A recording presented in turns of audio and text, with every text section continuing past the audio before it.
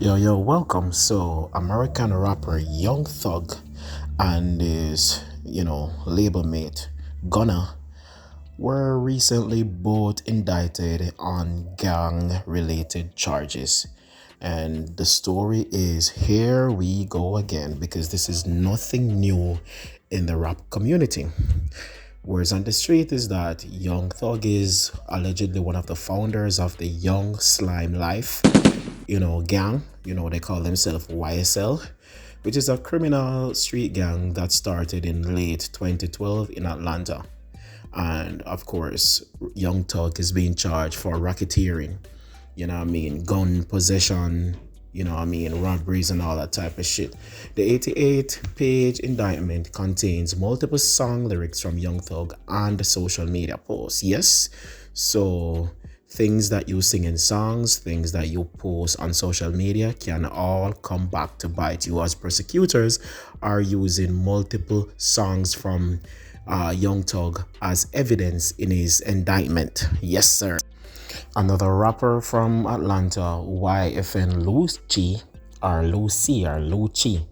was recently locked up as well by the feds, and is currently on some gang charges. And it is also said that members from YSL, that's Young Thugs gang, who is of course beefing with wife and Lucy, whatever, recently had a squabble in jail, and they were basically saying this was a hit that was, allegedly ordered by Young Thug, because wife and Lucy was stabbed while being incarcerated, and he was saying that, hey, I want to get bail because these guys in there are trying to kill me, so persons are saying that that hit definitely came from YSL, which is of course spearheaded by Young Thug, according to the authorities, But this is nothing new in the hip hop community, A lot of OGs have been telling these rappers in recent times to, hey, if you're focusing on music, focus on music, You've been making millions from music, stay out of the streets. You do not need to be a gangster. Do not need to be perceived as a gangster to sell records. Focus on development, focus on your families, focus on your kids' education, focus on your own personal wealth, create generational wealth and leave the streets alone. But they're not hearing. This new generation does not respect the OGs. They call them old heads and washed up and all that type of. And so here again, we are faced with a situation that is all too familiar. Another talented rapper, is going to go behind bars for many years because of this RICO charge. And for anyone who pays attention to American law, the RICO laws are very rigid, It's very hard to beat them, This law was created to bring down the mob, and that certainly it did, The RICO laws are what were used to basically send the mob on the ground. The mob still exists, but their operations are very hush hush.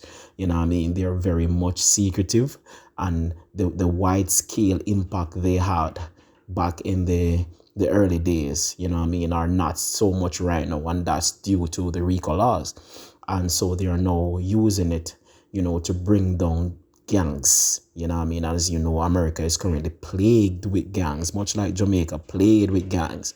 And in Jamaica, the anti-gang legislation which the government is coming in with is a similar thing to the RICO Act, where they can charge 20, 30, 40 people under the same charge, just by affiliation, if they can prove that you are affiliated. In Young Thug's case, they're using social media posts, they're using his music, and that was kind of funny to me, because Young Thug is one of those mumble rappers that doesn't even say real words, So it's quite surprising that they were able to decipher his lyrics, and to tell, that he was actually gang banging in his lyrics, But then again, the lead officer, which is on this case, is a black woman, She would have been privy to the culture. She knows the in and outs of the streets. She knows the lingo, and she's familiar with the gang signs and so forth. So she can put two and two together and, of course, figure this whole conundrum out, and will, know that as well. Young Thug is definitely repping a gang. When he makes certain hand gestures, he's actually representing for the gang. You know what I mean?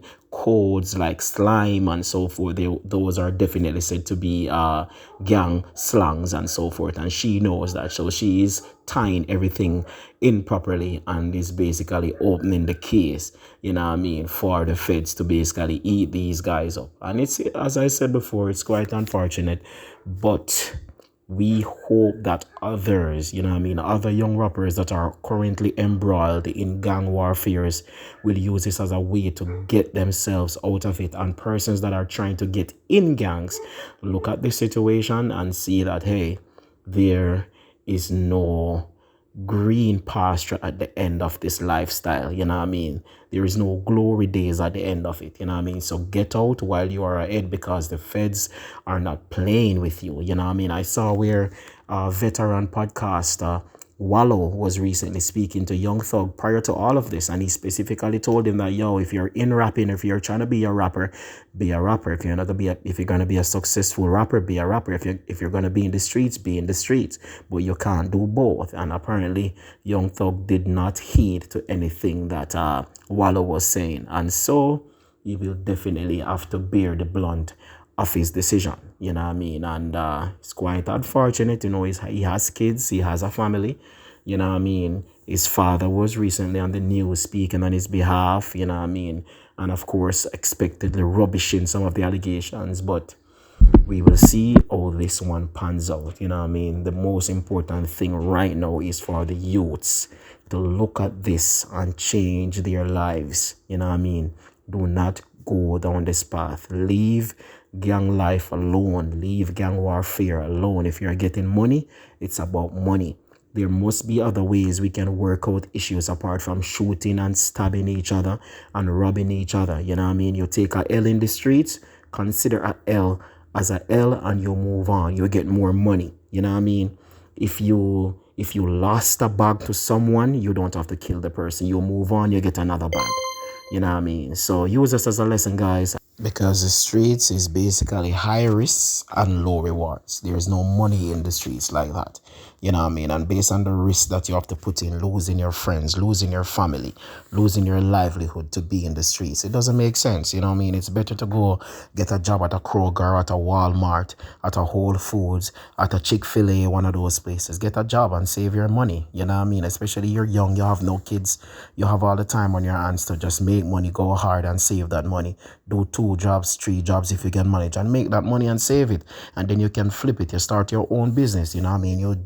You open a cleaners, you open a garage, you know what I mean? A dry cleaners, you know what I mean? A restaurant, something. You can do stuff. You can start from small and then go big. You know what I mean? You don't have to be in the street chasing scraps. America is going through a thing right now where most of the companies can't get workers. So the country is not overpopulated with workers. It needs workers. Go and get a job, man. Apply for a job and leave the streets.